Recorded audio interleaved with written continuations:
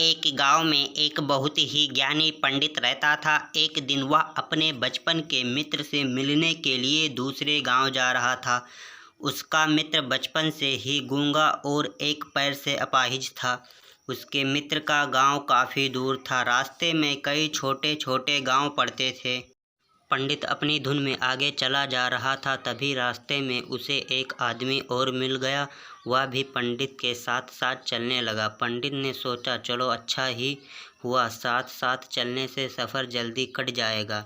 चलते चलते पंडित ने उस आदमी से उसका नाम पूछा, तो उस आदमी ने अपना नाम महाकाल बताया। पंडित को यह नाम थोड़ा अजीब सा लगा, पर पंडित ने नाम के विषय में कुछ पूछना उचित नहीं समझा। दोनों धीरे धीरे साथ में चल ही रहे थे, तभी रास्ते में एक गांव आया। तो महाकाल ने पंडित से कहा, तुम आगे चलो, मुझे इस गांव में एक संदेशा देना है, मैं तुमसे आगे मिलता हूँ। पंडित ने कहा, ठीक है, और आगे की ओर चल दिया। तभी गांव में खबर फैली कि एक व्यक्ति को भैंस ने मार दिया है। जैसे ही भैंस ने उस व्यक्ति को मारा, ठीक थोड़ी ही देर में महाकाल वापस आ गया।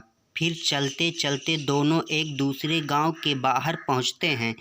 यहाँ एक छोटा सा मंदिर बना था और ठहरने की व्यवस्था भी अच्छी लग रही थी। पंडित के मित्र का गांव भी वहाँ से अभी काफ़ी दूर था और रात्रि भी होने वाली थी। तो पंडित ने महाकाल से कहा, रात्रि होने वाली है, पूरा दिन चलते चलते थकान भी लग रही है और भूख भी लगी है, हम यहीं भोजन करके आराम कर लेते हैं, कल सुबह आराम से आगे का सफ़र करेंगे। महाकाल ने कहा, ठीक है, मुझे इस गांव में किसी को कोई ज़रूरी सामान देना है, तुम खाना खाकर आराम करो, मैं बाद में आकर खा लूँगा। इतना कहकर वह वहाँ से चला गया। लेकिन उसके जाते ही कुछ देर बाद उस गांव में धुआं उठता है दिखाई दिया और देखते ही देखते पूरे गांव में आग लग गई। पंडित ने आश्चर्य से सोचा कि यह महाकाल जहाँ भी जाता है वहाँ किसी न किसी तरह की हानि जरूर हो जाती है, कुछ तो गड़बड़ है। लेकिन पंडित ने रात्रि में महाकाल से इस बात का कोई जिक्र नहीं किया। सुबह दोनों ने फिर अपने गंतव्य की ओर चलना प्रारंभ कर दिया। कुछ ही देर में एक गांव आया। तो महाकाल ने फिर पंडित से कहा, आप आगे चलते जाएं, मैं कुछ देर में आपको मिलता हूँ।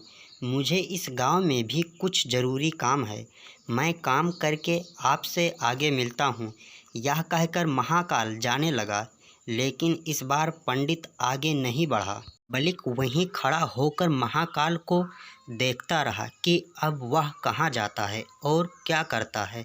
तभी लोगों की आवाज़ सुनाई देने लगी कि किसी व्यक्ति को सांप ने काट लिया है और वह मर गया।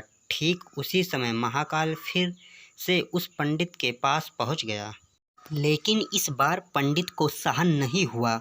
उसने महाकाल से पूछ ही लिया कि तुम जिस गांव में जाते हो वहाँ कोई ना कोई नुकसान ज़रूर हो जाता है, क्या तुम मुझे बता सकते हो ऐसा क्यों हो रहा है?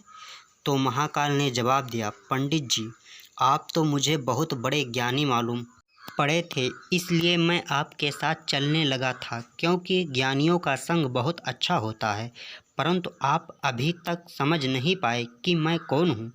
पंडित ने कहा, मैं समझ गया हूँ, लेकिन मुझे कुछ शंका है। अगर आप ही अपना उपयुक्त परिचय दे दें तो मुझे शंका नहीं होगी।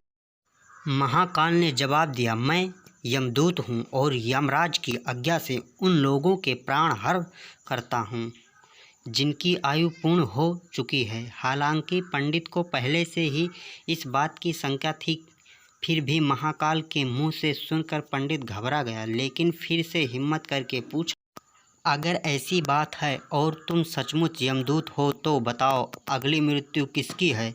यमदूत ने जवाब दिया, अगली मृत्यु तुम्हारे उसी मित्र की है जिससे तुम मिलने जा रहे हो, और उसकी मृत्यु का कारण भी तुम ही बनोगे।